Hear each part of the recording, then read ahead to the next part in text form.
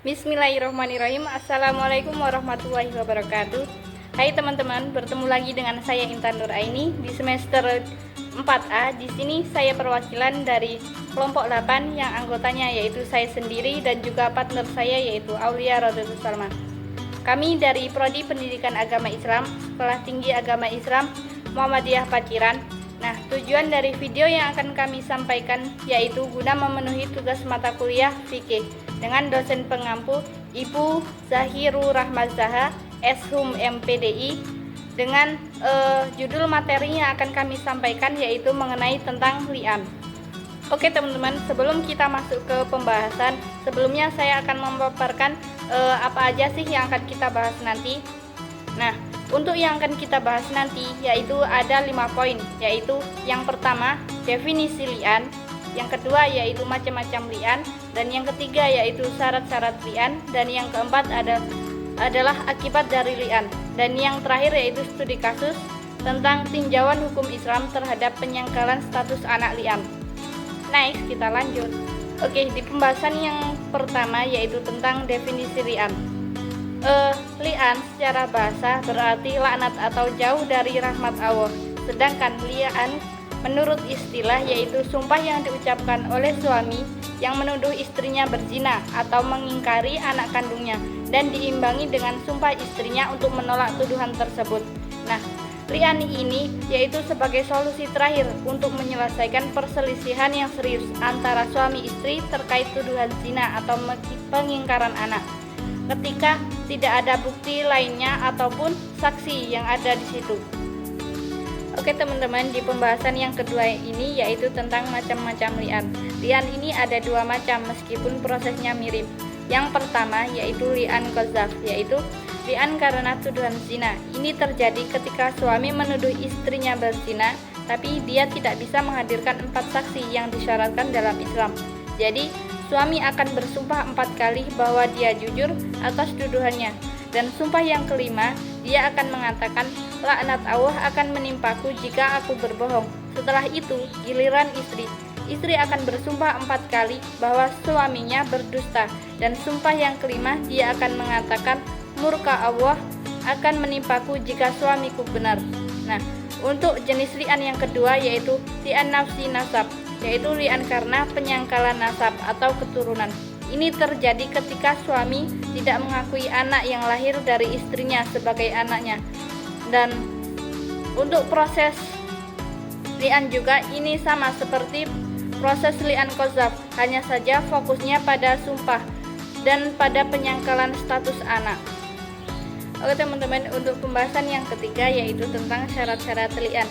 Di sini ada 3 poin penting mengenai syarat-syarat li'an. Yang pertama yaitu pihak yang berli'an.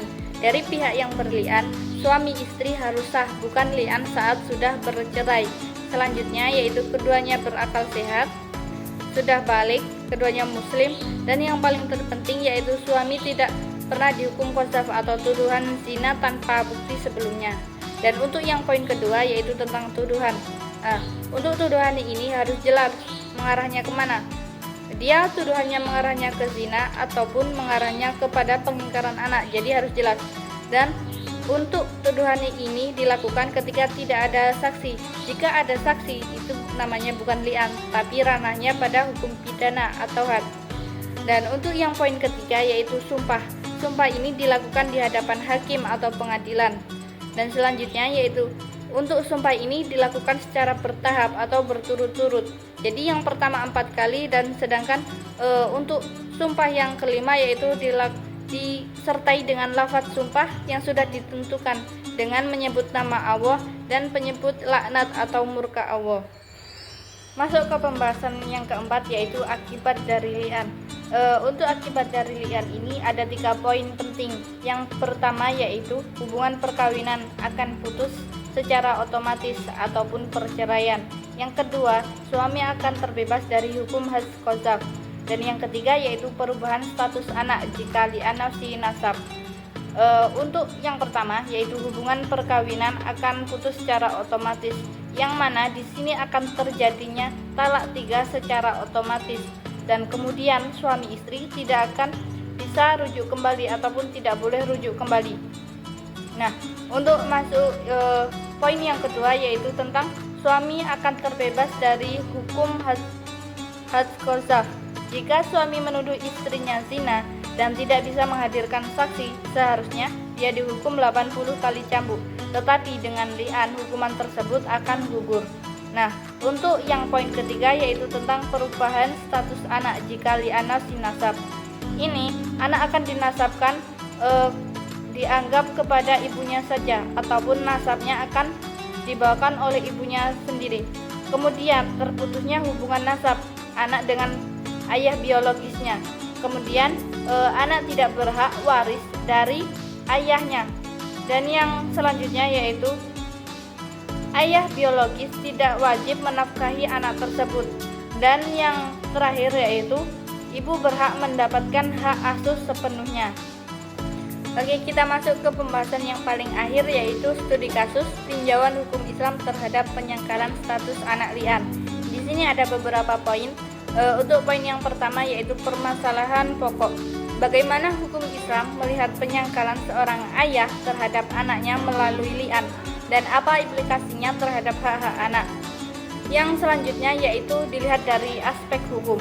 Perlindungan nasab Islam sangat menjaga keturunan demi kejelasan silsilah dan hak-hak turunan waris serta perwalian, nikah dan lain-lain. Selanjutnya yaitu li'an sebagai jalan darurat. Li'an adalah sebagai pengecualian dari prinsip perlindungan nasab, hanya digunakan dalam kondisi sangat terpaksa atau ketika ada tuduhan zina tanpa bukti atau pengingkaran anak. Nah, di sini ada dampak pada anak. Yang pertama yaitu stigma sosial. Anak bisa mengalami stigma dan diskriminasi sosial akibat statusnya yang hanya dinasabkan kepada ibu. Yang selanjutnya yaitu hak waris dan nafkah. Anak akan kehilangan hak waris dan nafkah dari ayah biologis yang berlian. Selanjutnya yaitu hak perwalian. Dalam pernikahan anak perempuan, ayah yang berlian tidak bisa menjadi wali nikah. Perwalian akan beralih ke kakek atau wali hakim. Oke teman-teman, kita sudah sampai di penghujung paling akhir yaitu penutupan. Nah, tadi adalah sebuah presentasi yang bisa saya sampaikan. Mungkin ada kurang lebihnya, saya mohon maaf. Dan untuk video yang selanjutnya tunggu di semester 5 yang akan datang. See you next time dan sampai jumpa.